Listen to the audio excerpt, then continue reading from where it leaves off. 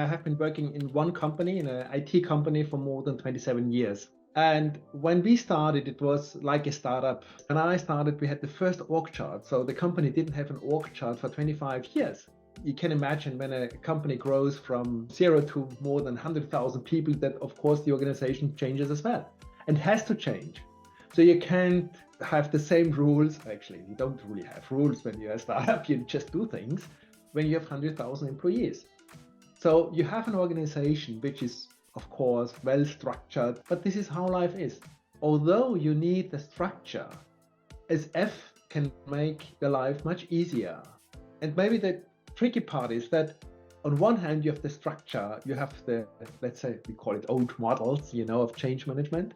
And you can imagine you have thousands of different methodologies in huge organizations, like you have design thinking, you have agile, you have lean, you have appreciative inquiry, you have great things, you have community of practices, plus you have those additional topics based on the technology. Of course, I respect what people have developed over years in those traditional models.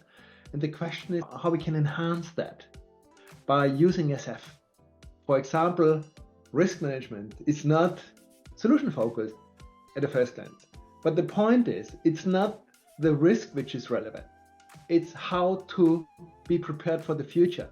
It's not about what could go wrong. It's how we can increase the probability that we are successful.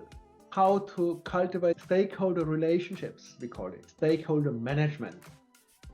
But we know that you can never manage the stakeholder. Again, the first question is, suppose you would be successful, what difference would it make?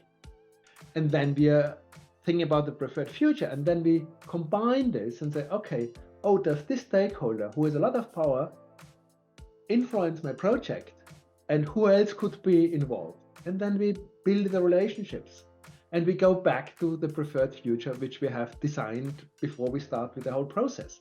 Many aspects in change management, those funny ideas where change curves and things like that. Of course, sometimes it makes sense. If it works as a metaphor, it works, but not to stop that. Just use it as a trigger point and say, okay, and now we're talking about preferred future, what does work, what are the resources we have and so on.